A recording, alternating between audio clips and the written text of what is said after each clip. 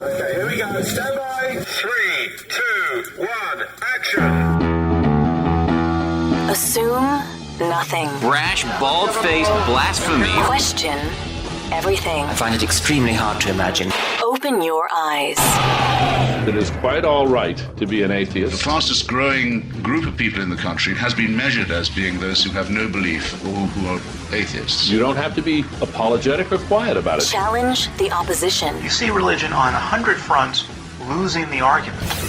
And start thinking. This is the Thinking Atheist worldwide.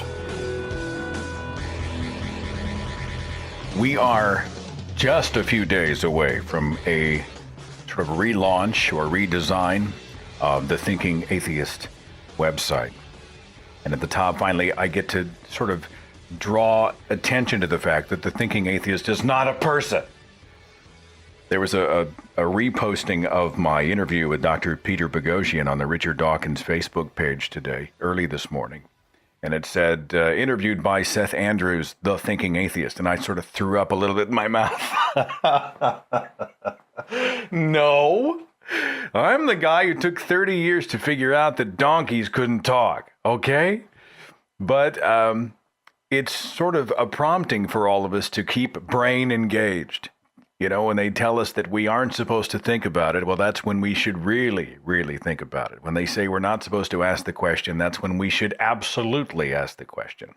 And so at the top, finally, we'll have like a mission statement. You know, it has our sort of unofficial slogan, assume nothing, question everything, and start thinking. Anyway, it's a great new design by Web Evolved that should launch in the next few days. It's much more user-friendly. It's much more smartphone-friendly. Some folks have said they had trouble on the Droid downloading the podcast. I'm hoping that problem will be solved. So just chill. It's coming, hopefully by the 1st of December, if not sooner. Next Tuesday night, it's our Holiday Heathens episode. Matt Dillahunty of The Atheist Experience. Jamila Bay is going to join us. And Aaron Raw, his rawness. They're all going to join me for a sort of a four-way conversation as we talk about the holidays and do you celebrate it as a non-believer? Do you bother? Is it crass commercialisms? Do you skip it? Are you bitter about the whole enterprise? And we'll get into sort of the personal side of each of these sort of free thought activists who are out there on the front line. They're precious people, and it's going to be a great show. That's next Tuesday night. Tonight is going to be a fascinating look at Jesus Christ. My guest tonight is a former Baptist minister in New Jersey, a theologian, a writer, and a teacher of religion, also an author of many books, including Beyond Born Again, Deconstructing Jesus, and The Incredible Shrinking Son of Man. Dr. Robert M. Price, thank you so much for joining me on the air tonight. Great to have you. Well, it's great to be here. Tell me about yourself a little bit. You are a guy who was eyeball deep in the faith, right? You were a hardcore, true blue believer back in the day? Yeah, though I went through a long period of erosion.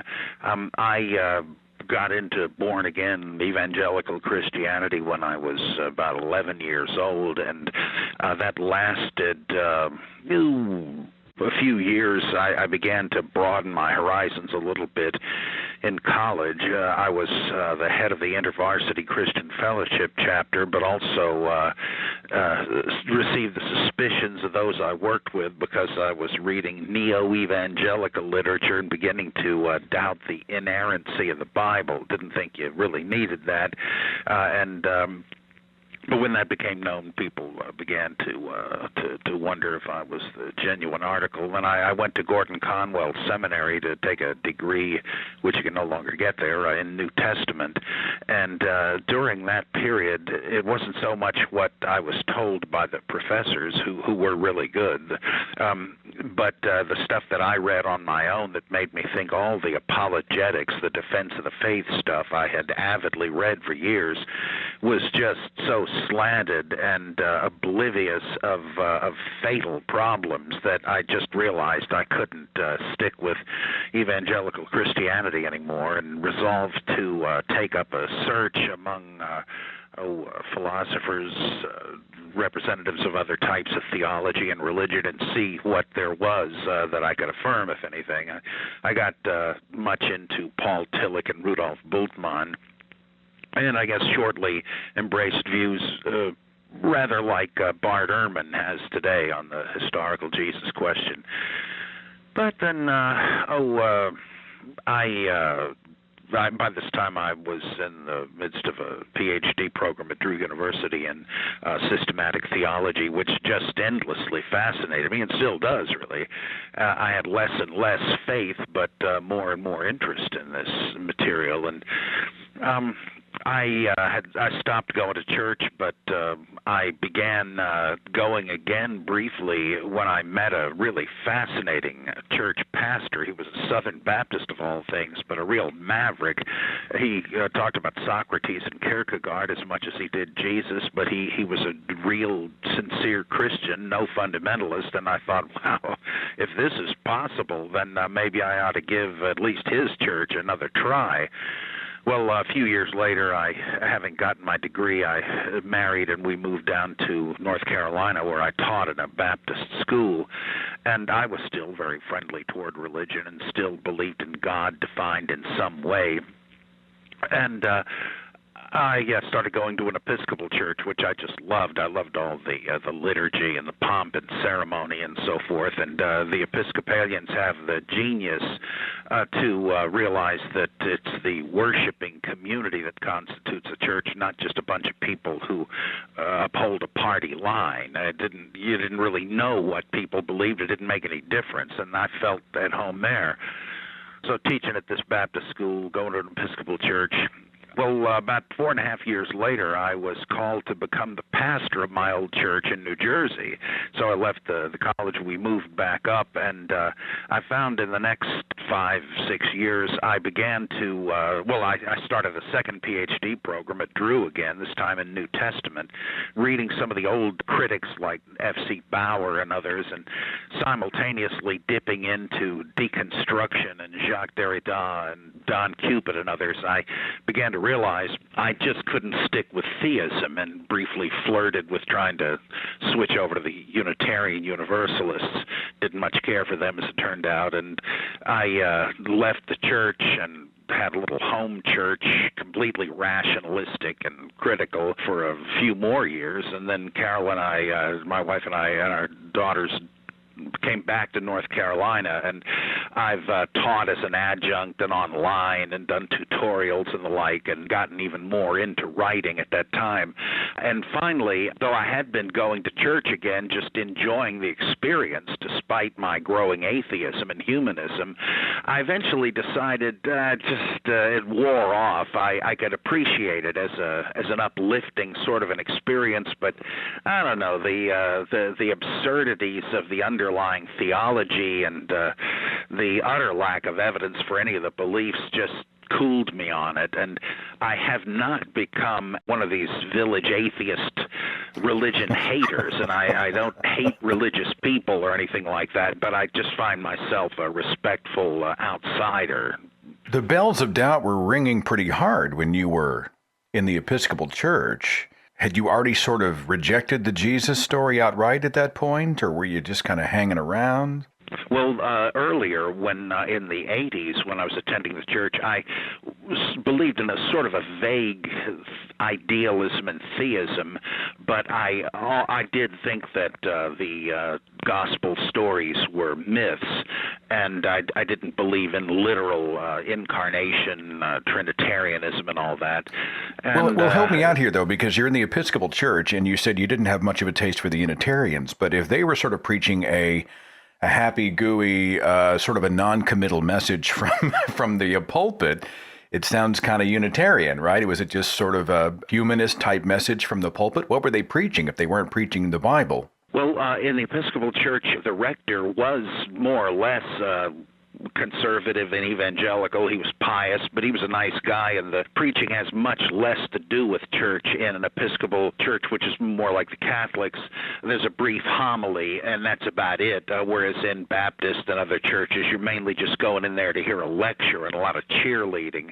That wasn't really the case in the Episcopal Church, and so I didn't mind hearing that. It was mainly the poetry of the liturgy and the costumes and all that stuff. I just thought this is an uplifting aesthetic experience. It's spiritual, whatever that means, but it was no longer theological for me. A lot of people continue to attend a Unitarian type of church because of the community aspect of it. You lose that quite often when you leave the church, and the church does community so incredibly well, and there is some real attraction to the tradition, the pomp and circumstance, the music for a lot of people. Do you find that still the case for you? Do you attend on Sundays? I haven't for a couple of years, and it's not so much that I object to it. I just kind of got tired of it. What I didn't like about the Unitarian Universalists was they seemed to have a paradoxical religion about being non-religious, and they were just so leftist and politically correct that you could tell there was an orthodoxy. It was just political rather than theological, and I just didn't care for it finally. And but the Episcopalian liturgy and all that also had a community of people, and there was nothing particularly objectionable about it, the congregation I went to, but it just sort of paled on me. I may eventually try it again, and I'm not hostile to it. It just sort of cooled on me. Talking here with Dr. Robert M. Price, you've allegedly described yourself from time to time as a Christian atheist. You want to help me out with that one? Well, in two senses, there is this idea that what you're doing in enjoying a church service is much like when you're in a movie or a play or engrossed in a novel. As Aristotle said about the theater, it cleanses the soul of pity and terror by means of pity and terror. It's what Peter Berger calls a finite province of meaning, a little sub-world that you visit for a while. And I think it was Coleridge that said it's the temporary willing suspension of disbelief, again, as in a movie or something. I mean, I love superhero comics and movies. I just love the Watchmen and the Avengers, that kind of thing. And for while the movie is on, it's real, but of course, once it's over, it isn't. And I may have learned something, but it's mainly just entertainment. In church, I have found a kind of uplifting, momentary perspective on the ego that you're not really prompted to elsewhere, and I find it uplifting, though it's probably not different in kind from the experience of great art and music. In fact, I know from experience it's not. So it's edifying, and I think, okay, you can be a Christian and involved in it and even like the moral teaching without being a theist. There are certainly other non-theistic religions, types of Hinduism and Buddhism and so forth. It's human. I guess I consider myself a religious humanist too, not just a secular humanist. Then the other sense in which I didn't mind the label, still don't, Christian atheist, is the sense in which Thomas Altizer used it in his book, The Gospel of Christian Atheism, that it kind of fits in with deconstructive philosophy and the notion that there's a strange dialectic between the sacred and the profane, and the echo of one thing in another, and the inherent ambiguity of language, and the dissemination and scattering and shattering of meaning, and kind of a Nietzschean sense that God is dead. Not that there actually was a Zeus-like character who kicked the bucket, but that we sort of live in a horizon in which the centrality of truth has been seen through. It's been destroyed. There's no objective truth, and we have to keep that category of truth open so that we don't begin to imagine our fictions are the truth. And so this especially Nietzschean image of the death of God, and that being somehow expressed in Christian terms, attracts me to the label Christian atheist. So I mean it in one less complicated, one more complicated way. The fact that you embrace what is quite often considered religious language so unapologetically, the blogosphere must have a field day with you. I mean, people like to get hung up on labels, and words do mean things, right? So, I mean, do you get some pushback from the free thought or atheist community for the use of religious language like that? Not that I know of. What I really do catch hell for is being politically conservative. People that even like my Bible Geek podcast and so on. When politics ever comes up, there are people that just suddenly get abusive and seem to regard me as a kind of an idiot savant. That somehow I know what I'm talking about in the Bible, but I reveal myself to be a savage and a buffoon when it comes to political views. So that I get flack for. In fact, I just got a copy of the latest Free Inquiry where I was asked to write an article that I titled "Why I Am Not a Liberal and You Shouldn't Be Either," and I've already had one friend insult me over this, and so I catch it for that. But for the religious language, surprisingly, if people have a problem with that, they don't really let me know. It is the time of year when people are posting all the signs and the placards and sort of the lighted displays that say Jesus is the reason for the season. And we're going to talk about Jesus Christ. But I want to start with an article that started to float around last month, or was it the month before, from Joseph Atwill. And it was essentially making the assertion that Rome invented Jesus and that the entire New Testament, as I understand his claim, is the entire New Testament was written by Josephus. And so, and what happened is that a ton of freethinkers, of quote-unquote skeptics, immediately sent this to me. Wow, look, it's proof Jesus is an invented character. We made him up. This is the smoking gun. And no one really knew who Joseph Atwill was. And I know you've spoken to his work in the past, and you've spoken to this particular issue in the past. So can you set it up for me? What exactly is he saying about Jesus? Who invented him? Where did he come from? Can you kind of synopsize it for us?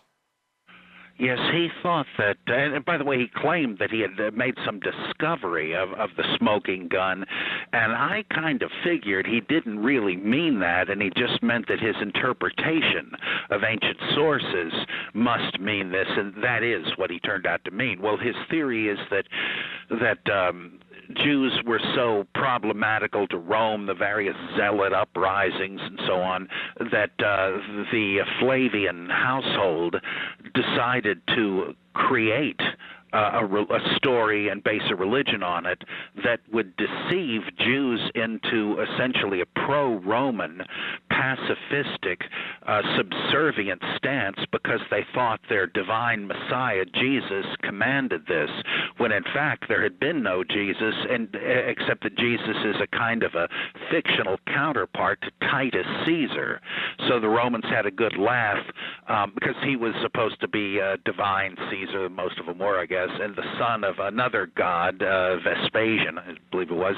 And so this was the divine son of God, and the Gospels and the Jewish antiquities of Josephus were all written by the same guy, apparently Josephus. And I suppose you could stretch it to say there was a committee working on it, but that's just the same and with the same problems. And that anybody that finds moral or spiritual profundity in the Gospels is just being made a fool of because it's all an elaborate hoax and joke.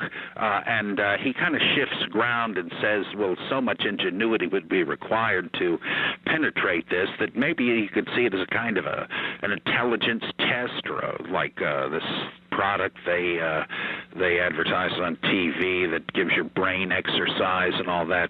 And the basis for this is certain alleged correspondences between gospel sayings or incidents on the one hand and certain stories in Josephus on the other. One example being that when Jesus calls the Galilean fishermen and says, "I will make you fishermen for men," he says this just has to be a kind of concealed, ironic reference to a story in Josephus that during the Jewish war, Romans were in ships on the Lake of Galilee killing Jewish fighters who were in the water so that they were fishing for men. And to me, that is just absolutely without foundation. That's just a wild arbitrary connection, and perhaps even worse, though more striking, is that he takes the Eucharistic thing at the Last Supper, this is my body, this is my blood, take, eat, and drink, and all that. Well, he says this is a wry reference to the events, the horrors of the starvation of Jews in besieged Jerusalem, where Josephus says that women were cooking their infants and eating them. And aha, you see, this is a reference to that, eating human flesh.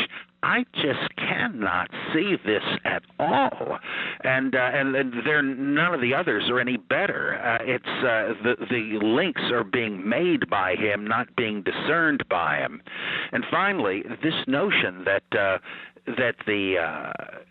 teaching of the Gospels is just ballast for this burlesque. It's just ludicrous. I mean, you may not agree with everything in the Gospels. I don't, but who can read the Sermon on the Mount and all this stuff and think that this is just written up by the Saturday Night Live writers of Rome? It's absurd. It just shows an utter failure to appreciate. I mean, you'd never say that about the Dhammapada of Buddhism, which is their Sermon on the Mount. It's obvious if one is a real spiritual document, so's the other. And one other thing, he has to harmonize all manner of contradictions. He's stuck in the position of a fundamentalist since he says there's common authorship.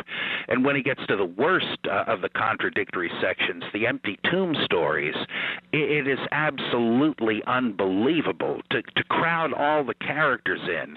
He has to posit that there are 4 different Mary Magdalens, and there's a Peter and a Simon Peter, and they're all different guys, and so on and so on and so on. It looks like a kind of mistaken identity comedy from Plautus.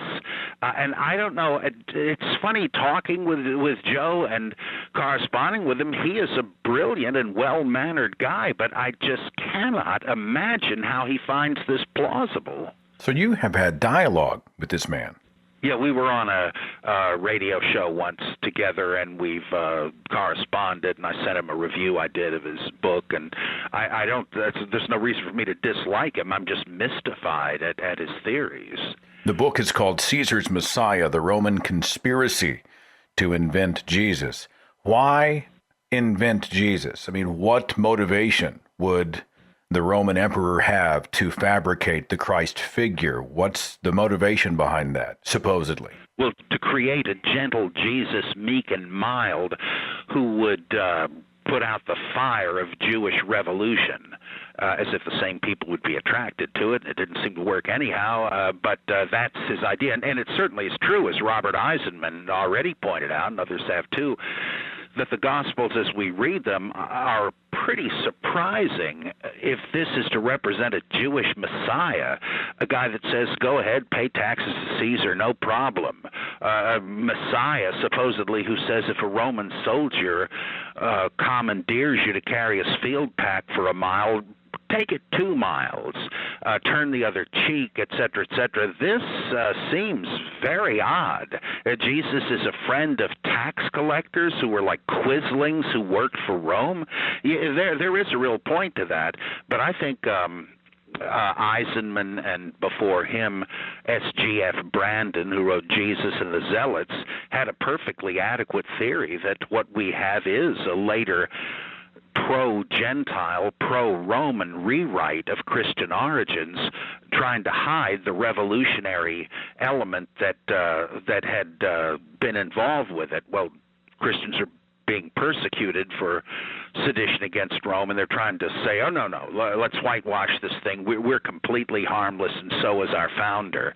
And so there's a lot of sucking up to Rome to the point where Pontius Pilate was eventually made a saint in the Coptic church. Yeah, there's something going on, but you don't need to imagine that the Romans created him as like a horsed vessel in Nazi propaganda. And there's no reason to think so, it seems to me. I suppose it could have happened, but the stuff that Joe appeals to is just, I mean, if this is true, it's the wildest stroke of luck. And how, I mean, given his whole theory that this is all a bunch of ciphers and satires and all that, what could possibly be the evidence that he's right about it? The real facts of the production of the Gospels, if he's right, have been so thoroughly hidden that it's like lost to the historian. This scheme could never be rendered plausible, and he thinks it is. I just think it's his own ingenuity that's run away with him. It is very Da Vinci Code-ish, is it not, when we look at it? Atwill, I think, believes that the entire Old Testament is allegory. Do you know what his take is on the Old Testament? No, I don't remember, though it is more and more looking like the Old Testament is almost completely legend and fiction. The so-called school of minimalism with Thomas L. Thompson, Philip R. Davies, and Niels Peter Limke and others have made a devastating case. I mean, here I am, practically a fundamentalist, thinking that at least from David on you had some real history, but these guys have shown the archaeology rules that out, and the stories appear all to be fiction. So he may well be right about that. Well, when was the Old Testament, forgive me for asking this hugely loaded and broad question, but if we're going to place the Old Testament in the context of the New Testament, if we're going to relate the two, when do we think the Old Testament books were written? Was it over hundreds of years, thousands of years? Do we have any clue? Julius Wellhausen and other great Old Testament scholars of the 19th century thought that the earliest material in the Old Testament probably dated from about 1100 BC or BCE, that it was first written then, though a lot of these writings were compilations of much earlier folk traditions, so there's no way to know how far the materials go back, but the books as we have them, they thought began to be written around 1100 BCE in the time of David or Solomon or Rehoboam, and that much more continued to be written during the Babylonian exile in the 6th and 7th centuries BCE, and that probably some of the books like the Ecclesiastes and Ruth and Esther and these late books were written in the maybe the 4th or even the 3rd century, something like Chronicles, and perhaps the latest book would have been Daniel, written in the middle of the 2nd century BCE. But so that would give you about 1,000 years over which they were written and then gradually compiled into a canon of Scripture, beginning with the law, the Torah, the 5 books, and then the others, the prophets being added, and then finally, during the 1st century CE or AD, finalizing the miscellaneous group called the Writings. But now this whole thing has been reopened again by the so-called minimalists who, and Niels Peter Lemke says, really, it kind of looks like a lot of this stuff comes from the late Hellenistic period, at the earliest, the Persian period right before it. But there's like the Septuagint, the Greek translation of the Old Testament, was supposedly started in the 3rd century BC and took a long time, but Lemke says it may well be that this was only shortly after the Hebrew original was written. It may be, the whole thing may be something like 3rd century BCE, and there's huge debate over that, but I find their views pretty compelling. Was the New Testament, in your opinion, written by design to match the prophecies of the Old Testament? Right? Did they make the link and say, we are going to construct the New Testament so that in all of these cases it lines up with Old Testament prophecy, therefore prophecy appears to be fulfilled? Well, that wouldn't be too surprising, but it seems to me it was a little messier than that. I do think almost all the New Testament narrative, even in the book of Acts, is written up from the Greek translation of the Old Testament. You can go through every story, as I do in my book, The Christ Myth Theory and Its Problems, and show how very likely virtually every story has been rewritten from these well-known sources. And so yeah, that means that the narrative has been based on these Old Testament stories, but it's not clear that there ever were any messianic prophecies in the Old Testament. These things have been grossly taken out of context. There are no real predictions of a Messiah. They really have to do with birth oracles about great hopes for the next king of Judah.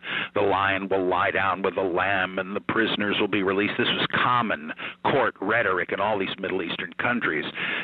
Now, some of them were taken to be messianic prophecies around the time of early Christianity, but the passages that are appealed to in the Gospels, where they actually say, this happened to fulfill so-and-so, they're using an ancient type of interpretation where they're just ripping the passages out of context, much like the Kabbalah, where you say, oh yeah, this isn't the surface sense. This is not what any ancient reader would have understood, but we have an esoteric way of cracking a code.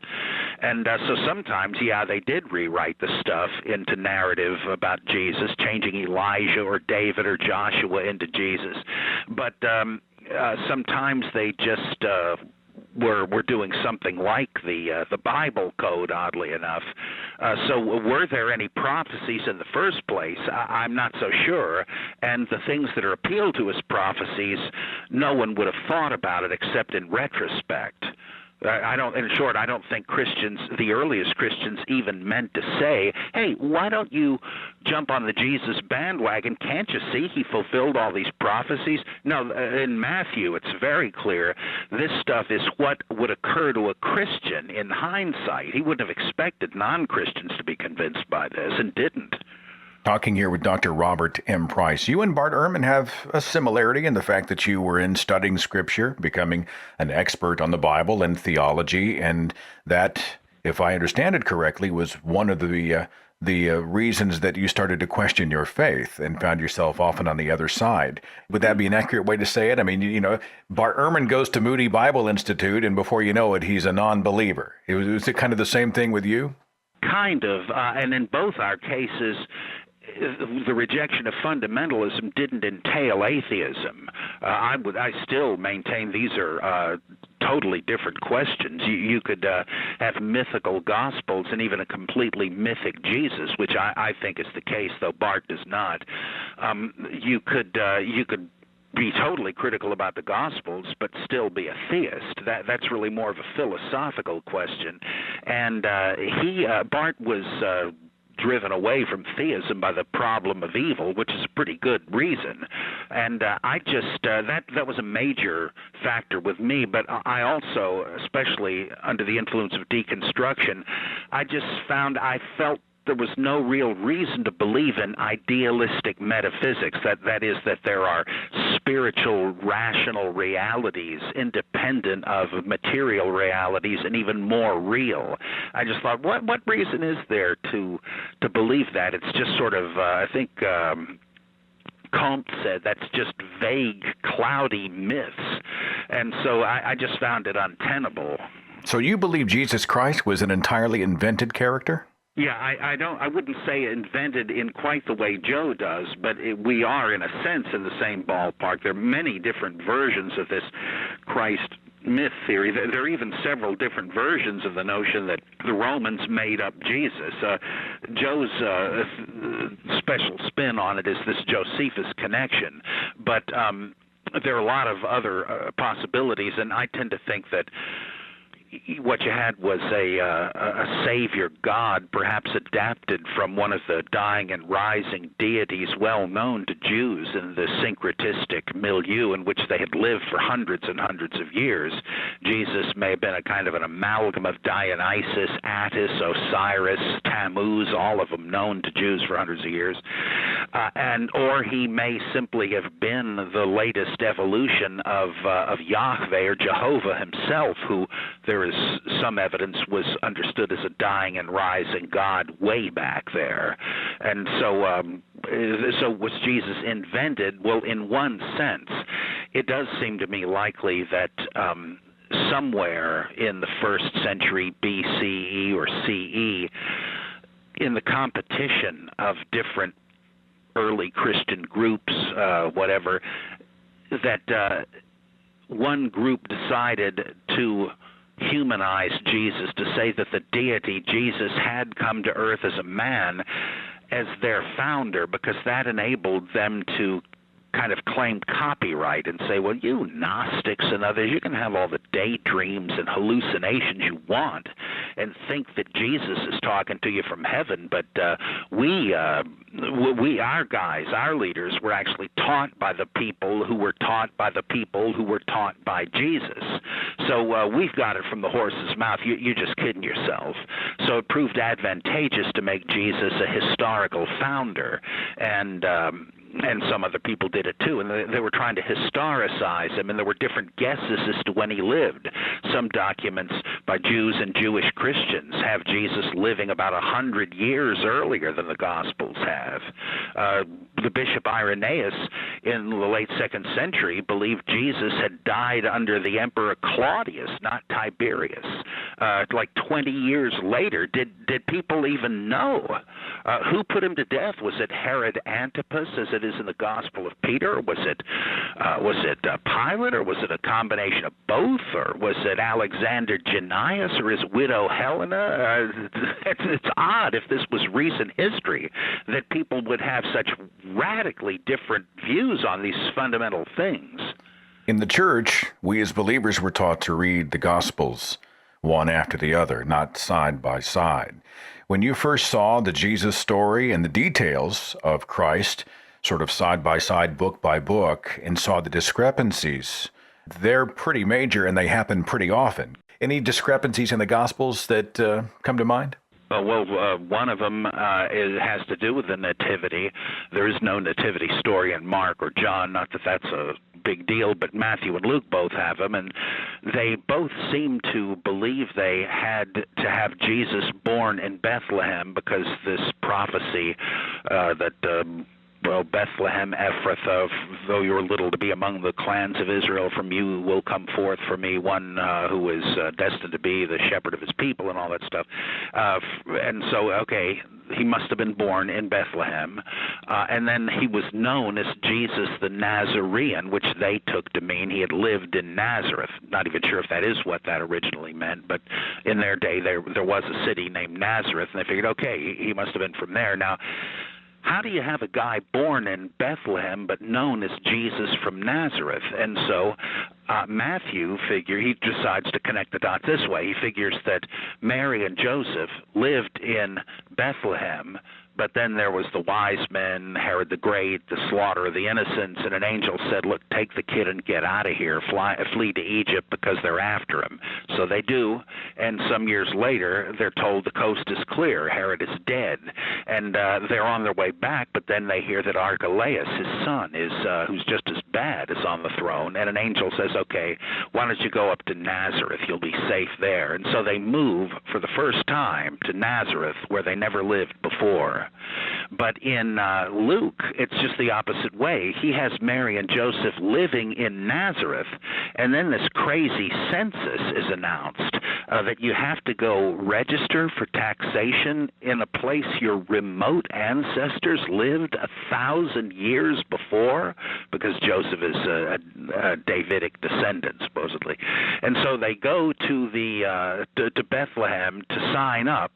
And sure enough, Jesus is born there, and then they come back home to Nazareth. Like, this is completely the opposite. And good luck trying to harmonize this. There simply is no way. Then later on, when Jesus is cleansing the temple, so-called, as an adult, in Matthew, Mark, and Luke, he does this right at the end of his public ministry, and it's what leads to his arrest. In John, however, it happens right at the beginning of his public ministry. What's going on? Well, some scholars will say, okay, he did it twice. That's the answer. No, that won't work. You couldn't get away with doing that twice, and Jesus is said not to have even gotten away with it once. So it's just out of the question, but that's the kind of approach people will take. They'll see if they can scotch tape the pieces together in some way. One gospel doesn't mention this. Well, it happened anyway. They were just running out of ink at the time. If they're two different versions of a parable, he must have said two have given two different versions of it, and one evangelist picked one, the other picked the other, and there's all kinds. Or perhaps the most hilarious of all is the denial of Jesus when Peter's waiting in the courtyard as Jesus is on trial, and people begin to recognize, well, you were with that Jesus guy, weren't you? No, not me. And then somebody else, he denies him. Somebody else, he denies him. Well, for some reason, I have no idea why, if you compare the Gospels, Peter is talking to different people as he gives these denials. It's not the same person. It's a doorkeeper, it's a maiden, it's a soldier, it's a crowd, whatever. And how could he have been talking to all these people? Well, the fundamentalist answer is, okay, he denied Jesus not 3 times, but 6 or 8 or 9 times to get them all in. What? It just never ends, and it creates this incredible comedy unwittingly, and so it just swarms with contradictions. Now, that isn't a problem if you're not a fundamentalist, because many of or like the resurrection appearances, there's no way you can get these together consistently. But why is that? Because the gospel writers were stupid? No, they're creative writers, each reworking what his predecessor had written, and you can almost always tell what they're trying to do by reshaping the story. It's quite sophisticated. It's not like it's just done by a bunch of ham-handed buffoons. So to point this out is not to criticize the Bible. It's just to refute this wooden fundamentalist reading of it. Back to the nativity story. I know that Herod is a major character, right? Has the death decree looking for the firstborn, but in the book of Luke, there is no mention at all of Herod whatsoever. I mean, it just seems rather casual, which seems like a pretty big omission, I would think. Yeah, it's not as if he doesn't know who Herod the Great was. He mentions him in the beginning when he's setting the historical period. Oh, this guy ruled here, this guy ruled there. But that makes it all the more surprising that when he gets to the nativity, there's nothing about that. And it's funny that if you try to hybridize the two nativity stories, you come up with the absurdity that while Matthew is having Herod the Great's troops frog gig the babies of Bethlehem, and has an angel tell Mary and Joseph to get the heck out of there and head for Egypt. Luke has them at the same time going right under Herod the Great's nose into Jerusalem to have Jesus circumcised. Well, which way is it? Did they tell the angel, well, gee, I'd like to, but let me just make a side trip to circumcise him? It's just, how could you not? If you knew about that, and if it happened, these early Christians would have to know about it. How could you leave it out? Talking here with Dr. Robert M. Price. I promise I will get to the switchboard here in just a second. I've heard some people on the front lines of atheism or agnosticism, activism, pre-thought, whatever, say that they don't really care whether Jesus was a real guy or not. I mean, they know the God-man did not exist. They have rejected that claim. So for them, was Jesus a human being, or was he invented, fabricated? Was he an amalgam? Doesn't really matter. So I'll ask you, I mean, in the grand scheme of things, does it matter? I mean, if we know that the God-man, the one who came and performed all these miracles 2,000 years before the invention of the video camera, if we can pretty much discard that guy, does the rest of it really matter? You want to speak to that?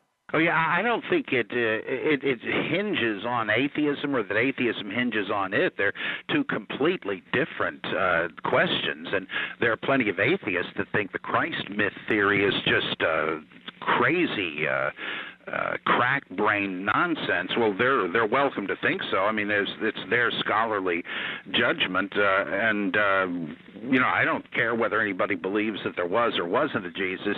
It's just obvious that being into it for so long, I can't help but find the question fascinating. But it's not ammunition for atheism. You don't have to. It doesn't help the anti-God cause, if there's one, to say that Jesus didn't exist either. It's really just a piece of intellectual curiosity. Do you distance yourself in some ways from atheism? I mean, capital A atheism, the sort of the formal, the conventions, I kind of get the vibe that you're I can't really put my finger on it. I mean, you want to speak to that? What's your take on all of us? What do you think? Well, I feel like it's none of my business what anybody else believes. I'm not going to become an evangelist in reverse and try to go get people to give up their faith. I write the things I do just because I know something about the subject, and it really annoys me when charlatans like Lee Strobel and Josh McDowell and various others try to tell people that scholarly research confirms Christian faith. That, I think, is charlatanism. So I will step into the ring there, but I don't care whether they drop their faith or not. I just don't want to see people bilked. And for the same reason, creationism really fries me, because that's pseudoscience, it's disinformation, it's miseducation, and to me that is the most important thing that atheism does when it tries to fend off these anti-science lunatics. That is a fight that has to be fought. But as for convincing people to give up religion, I think of the people that went to the Episcopal church I went to, or the people that were in my Baptist congregation, a rather liberal congregation. None of these people were dangerous bigots. Their domesticated faith in no way aids and abets the Islamo-fascists. It doesn't all stand or fall together, and to say that it does strikes me as just like when Hal Lindsey says that all non-Christian religions are the inventions of Satan. It's overkill, and it's impossible to take seriously, it seems to me. So, and another thing, I tend to call some people Westboro atheists. I think that a lot of atheists are just making a repulsive nuisance of themselves by trying to get rid of harmless manger scenes and stuff like this, trying to scrape "In God We Trust" off the coins. Get a life. What difference does this make? It just live and let live. You're just making atheism abhorrent to people that might possibly consider it otherwise. They sure aren't once they see the behavior, the very public behavior of these people, suing this one and picketing that one. Just forget it. What difference does it make? Why is there a game going on here? You have to win. Get over it. Move on from it. You and I do agree on. In fact, I think I posted about this just today. We have a tendency, especially those of us among activists, when someone walks up during the holiday season and they say, "Hey, Merry Christmas." Well, instead of just returning courtesy with courtesy, "Hey, Merry Christmas, have a great week," which would be the thing to do. I mean, we're not endorsing a fundamental, literal belief in Christ. We're calling the holiday what it is, and we're wishing someone goodwill, Merry Christmas.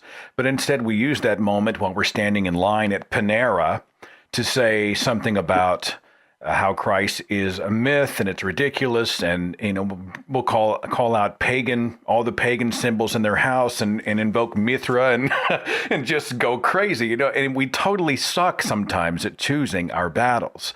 So I mean, I'm with you on that. What is the difference between that and an obnoxious fundamentalist next to you in the line at the post office, using some crazy excuse to force Jesus on you? That's just fanatical behavior. Now, where I think I may part ways with you is that I think so much of Christianity, of religion in general, can be fundamental. We're talking about people who are they're voting, they're electing religious leaders, they're indoctrinating young children, they're threatening hell, they're pounding on your door on a Saturday morning with all sorts of dogma, they're putting Bibles in your hotel rooms, they're getting tax exemptions when others do not. And so I don't think that it's just about people holding on to a cherished personal belief. In a free country, they have every right to do so. But religion by design is proactive. Religion by design is supposed to ripple outward, and for lack of a better word, infect. And I think that's the challenge many of us have. Well, I think that the churches should not be tax exempt. I agree on that. Oh, really? You think they should tax the churches? Yeah, that'd probably be more consistent with our principles. And if the churches can't make it on donations or whatever, then that they shouldn't continue. And I'm sure I know there's some few churches that think that because they don't deserve getting some sort of special break unless they could show that on other grounds they're charitable organizations or something. Okay, if you could do that, but it does seem like preferential treatment that they don't deserve, and so I'd agree with that. And I certainly agree you got to keep superstition out of the public school classroom. But I don't think there's any real problem. I have Jehovah's Witnesses come to the door, and sometimes I'll say I'm not really interested, thanks anyway. It doesn't harm me in any way if they do this, any more than it would if an atheist came around saying, would you like this copy of Madeleine Murray O'Hare's autobiography? No, thanks. Or Bibles in the hotel room, or Books of Mormon in the hotel room. Who cares? It's the phone book's there, too. I'm not going to call up everybody in it. It's a Christian culture, and largely, I mean, more and more plural, which I love, but I don't see why it has to be in the image of secularism. Would you go into Burma and say, we've got to erase all vestiges that most people are Buddhists? Look, let them have it their way as long as they're not forcing it on you. What harm does it do? Oh, the comment section's going to have a field day with this one. Hey, do you have a few minutes to take a few calls, and we'll hear from our listeners before we let you go? Mm-hmm. Let's go to the switchboard, area code 607. Thank you so much for waiting. You're on the Thinking Atheist radio podcast. Who's this? Hey, it's John from upstate New York. Thanks for calling the show, John. You're on the air with Dr. Robert M. Price. What do you have for us today? Well, first of all, Doctor, this, for me, as I've been on this show before and talked with Seth, I'm somewhat of a historian in training, and for me, listening to this conversation has just been awesome. I feel like I'm back in a lecture hall, talking with, some of my, professors. I mean, this is amazing. So thank you. This is great. It's great fun for me. I appreciate you enjoying it. All right. But the question that I have for you, sir, goes around the idea, and Seth somewhat alluded to it before, the sort of fundamentalist teaching within schools. About a month ago, I actually sent a picture of an email of this to the show at one point. I was at a United Church of Christ in my hometown in upstate New York, and the church also functions as kind of a preschool. They have little classrooms on the second floor where they take, preschool kids and, have little Bible group studies, that sort of thing. I noticed that on the wall of this sort of classroom-esque area was a poster that said, it was emboldened right on the top, the caption read, "Facts about the Jesus genealogy." Like, literally, that is the big title of this poster. That's Facts odd. about the Jesus genealogy. And it tries to, formulate all of these connections and explain, the genealogy of Jesus Christ to these. And it's designed in some weird way for these preschool kids to try to teach them, Jesus was a real person. Here's the proof. We have his genealogy. It's on the pinup board, so it must be true, right, kids? Can you speak to that sort of mentality or that sort of presentation of that? What are your thoughts on things like that, sir? Well, to me, it boils down to whether parents have a right to teach their kids the best they know, even if they're wrong, and I think they do. I realize that all kinds of bad things can happen, but it seems to me unforgivably bad, and I know you're not necessarily suggesting this, to say that, well, this is child abuse and they shouldn't be allowed to do this. That's to me is like Stalinism. We whatever we decide about this, we can't suppress freedom that way. People have the freedom to be wrong until it impinges on somebody else. And these kids, you have to hope, will one day be able to think for themselves. And of course, catechism has been the vaccination against religion for an awful lot of people.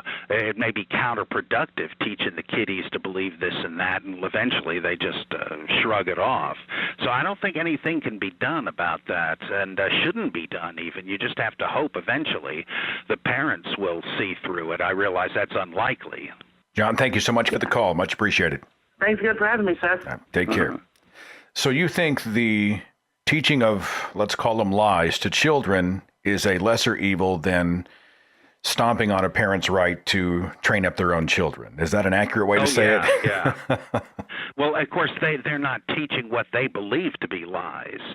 This is the best they know, sadly, and you can't. It's not anybody else's option to say, "Look, I know better, and I'm going to intervene." We'll have the state or somebody do it. No, I see the challenge there. I see the challenge. I mean, obviously, we don't want to be going into other people's homes and raising their children. We don't want to turn it into sort of an intellectual police state.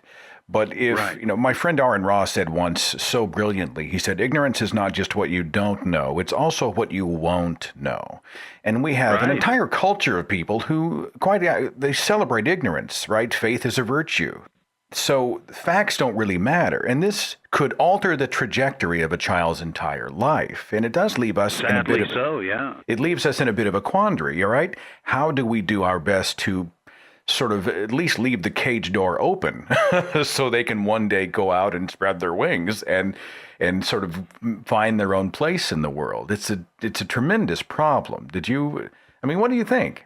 I think all you can really do is to make sure that school has resources that, for instance, if I don't see why it would be a big problem to make sure that in public schools there is a simply descriptive unit for the sake of multiculturalism to explain what other religions believe. That will help tolerance, even if you're not telling them, they could be just as right as you. Still, you're providing fodder for thought, and you're planting a seed so that people will perhaps begin to think maybe my way is not the only way. I think that's a way at it, but beyond that, I don't think one can interfere. Even this would prompt some people to yank their kids out of school. But I used to say to Baptist and Pentecostal college students in my world religions class that I know many of you have been told that these people are just wrong and they're damned for being wrong. Well, I obviously can't know that. I don't think so. But even if this is correct, don't you think you ought to know more about these other views? Even if your goal is only to witness to them and try to convert them, you should know more, not less. And nobody ever really disagreed with that. And hearing what other religions believed, I was amazed sometimes at the broad-mindedness that would result.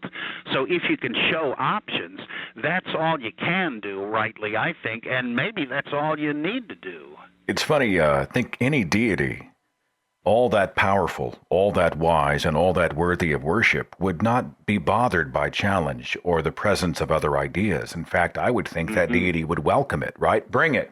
Test me. Allow me the opportunity to flex my muscle here and show you why I am the worthy one. So the idea that these people lock these young minds up in private religious homeschools and isolate them from the rest of the world to protect them actually sort of betrays a lack of faith in the power of their own deity, I would think. Once I met a woman that homeschooled her children and even was licensed to give tests to other people that homeschooled theirs, and I saw all the books she had around that she used to teach the kids, and I saw one having to do with evolution. I said, well, how do you deal with evolution?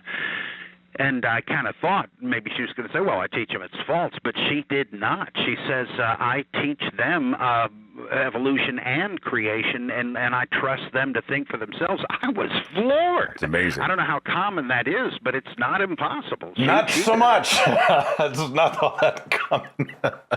Area code. I assume not, but I wouldn't have expected this. 260. Thanks for waiting on me. You're on the Thinking Atheist radio podcast. Who is this? Hello, this is Brendan from Indiana. Brendan, thank you for calling. You're on the air with Dr. Robert M. Price. You have a question or comment tonight? Oh, yeah, I have a question for Robert.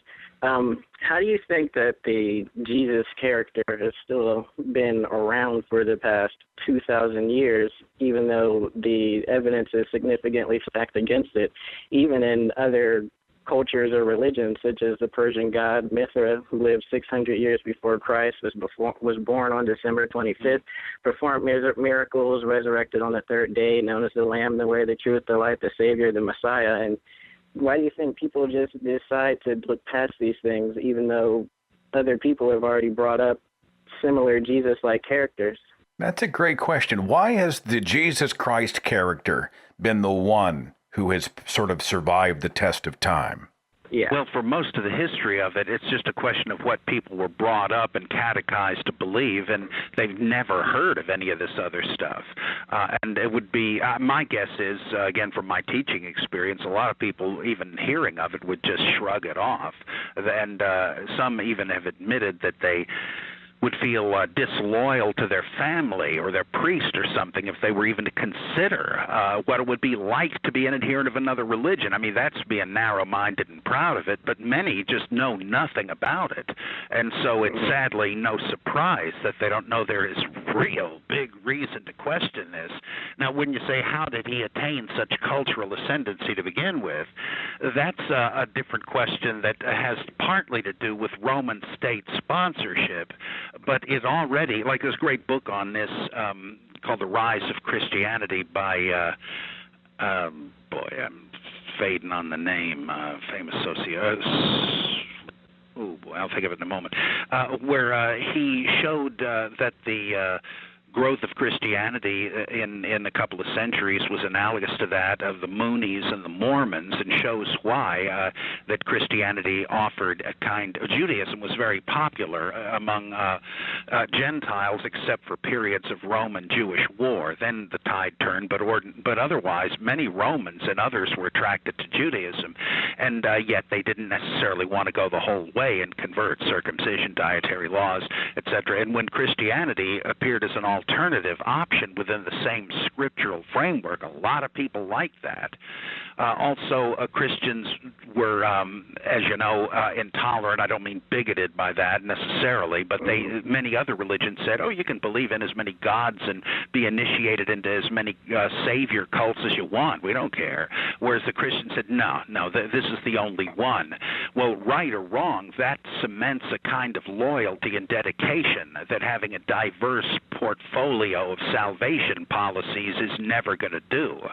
Also, early Christians were against abortion and infanticide, which meant they kept more kids and then had to marry them off to pagans because there weren't enough Christians available, and they tended to convert their spouses.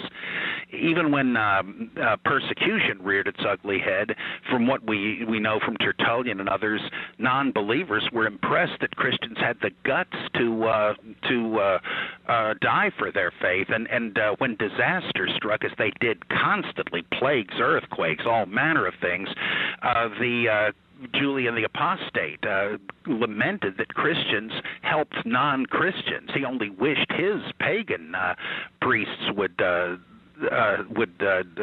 the same concern. And so there were a number of factors that led to Christianity becoming very popular. You don't need to appeal to miracles or it being the true religion or anything like that. There are just sociological factors that really helped him grow, and then Constantine legitimated it, no more persecution, and then Theodosius made it the one religion of Rome, and that sent it off into the stratosphere. Brendan, thanks so much for the call. Much appreciated, my friend. Okay, bye. Was the book you're referring to by Rodney Stark, The Rise of Christianity? Yeah. I cheated. That's right, I Googled Stark. it while you were speaking. Good. I'm glad you did. I'm not that good, people. It is called The Rise of Christianity, How the Obscure Marginal Jesus Movement Became the Dominant Religious Force in the Western World in a Few Centuries, which wins my award for longest book title in recent memories. But you say the book has merit for those wanting to sort of discover and get into how the Jesus myth has sort of remained constant over these thousands of years? Yeah, though you might as well just say the worship of Jesus, because these people had no way of knowing whether it was history or myth. They just believed what was preached at the time. I've got one or two more here before we call it a night. Let's talk to area code 254. You're on the Thinking Atheist radio podcast. Who's this? Hello, sir. Who is this? This is Bradley. I'm from Texas. Bradley, you're on the air with Dr. Robert M. Price. What do you have for us tonight? It said, if I remember correctly, in Acts 2:30, that God was a product of human intercourse, but in Matthew's 1:18, it said that he was a child of the Holy Ghost. My question is, how can a person that ever existed both be a child of a human father and of a spiritual father? Yeah, this is a huge mess theologically and biblically, because there are reasons to suspect that the virginal conception thing was not even original to the text of Luke, and there are actually manuscripts that have different readings there. And a scholar named Jane Shaberg, in a book called The Illegitimacy of Jesus, made a fascinating argument that Matthew is not trying to say Jesus was miraculously conceived either, and that what he means to say simply is that the Holy Ghost business is really a way of saying, and she bases this on Jewish usage at the time, it was a way of saying it was God's providence that things turned out the way they did. I mean, there's an awful lot to this argument, so we're not absolutely sure, at least I'm not, that either gospel means to say Jesus was born without a human father, but let's assume that he was. You have really a Jesus who's a demigod in that case. He's like Hercules or Perseus, and that view became off limits pretty quickly, because they were trying to say, no, Jesus is fully human and fully divine, and so this became pretty inconvenient. But you could say that he had two human parents, but somehow there was influence already in the womb, that there was some miraculous intervention, so that there was a kind of a human father and a divine father. In the Gospel of Thomas, Jesus refers to his heavenly mother and his earthly mother. So born in two different respects. That wouldn't be a logical contradiction. But it is important that John and Mark have no story about a miraculous conception at all. So did they all believe the same thing? Probably not. Thank you so much for calling the show. Much appreciated. One more. Let's talk to area code 309. You're on the Thinking Atheist radio podcast. Who's this? Hi, this is Emma. Emma, thanks for waiting. Thanks for calling. What do you have for me and or Dr. Robert M. Price tonight? I just want to say that on my screen, I'm looking at my computer. On my screen, it shows this book that this guy wrote, and it says, "Who invented Jesus?" And I may not be an atheist, and I'm only 11, so I don't have like this huge speech to say. And I don't know much about other religions, but I just wanted to say that if you are a true Christian, or if you have any religion that belongs to Christ, you should know that Jesus was created by nobody. He was there, and God was there. And I don't know what you believe in, but I just wanted to say that, and I really need to go, so goodbye. Thank you. Thanks for calling. You sure you don't want to chat? Bye. She's gone. Well, I was 11 years old once and sort of spoke in the same way, right? Jesus said it, I believe it because he said it, and I know, yes, I know, yes, I know, yes, I know that he's going to see me through. It's just one of those kind of mantras that we were taught. And, you know, whenever you're young, you have you sort of have the security of knowing, if not everything, you feel invincible, and you feel that you've sort of got a bead. You're smarter than a lot of the other people in the room who may have lived decades longer than you. Whatever your name is, young lady, I do want to encourage you to test the story of Jesus. I don't think Jesus would mind at all if you read the history books, if you read the works of people who might sometimes disagree with your pastor. I know disagreement's often a great way to have great discussions. And I don't think Jesus would be upset at all if you sort of tested the story to see if that story passed the science test, the history test, the morality test, the common sense test. And ultimately, at the end of the day, you can decide what you do and do not hold to as a worldview, okay? And since that was such a fast call, I'm going to cheat and do one more if you have another 5 minutes, Dr. Price. You good? Sure. Area code 435. You're on the Thinking Atheist radio podcast. Who's this? My name is Jim. I'm an avid listener of the Bible Geek as well. Awesome. Great. Well, you're on the air with Dr. Robert Yeah. M. Price tonight. What do you have for us? Very good. I want to ask him if his opinion on just a couple of manuscript discoveries or purported discoveries. Daniel Wallace, I think he's a professor down in somewhere in Texas, said he claimed to have something from Mark from the 1st century, but I hadn't read any follow-up on that. And, you know, these things have a way of sort of popping directly into the media and then vanishing before any peer review gets to them. And then also, I believe Dr. Price has mentioned his opinion on the Bible Geek that the Gospel of Judas, at least that which was reported in the National Geographic rollout, was not authentic. And I was wondering if he could elaborate or give any further opinion on that. I think I'd seen some ink testing that purported to put it back in antiquity, but I wasn't familiar with the ins and outs of that. I was alerted to the possibility that the Gospel of Judas was a modern fake by the late, great Richard J. Arthur. I knew him from the Jesus Seminar and other places. He was one of the world's experts in Coptic and in the Nag Hammadi texts, these ancient Egyptian things that the Gospel of Judas wasn't found with them, but it's the same sort of thing.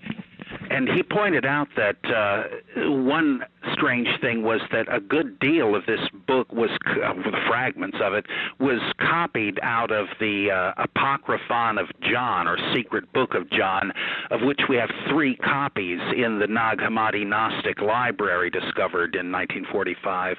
And in this passage, there is a grammatical error that does not occur it's in one of our manuscripts, but not in the others. So it was a copyist goof. And sure enough, the text of the Gospel of Judas has that goof. Now, of course, it's possible that, it's very unlikely that if this was an ancient writer, he had one of our copies. And it's possible he just made the same mistake, though I don't know Coptic and don't know what it was. But Richard Arthur thought this implied that a modern scholar with access to the Nag Hammadi manuscripts of the Secret Book of John copied from this one and sort of stuck it in unassimilated.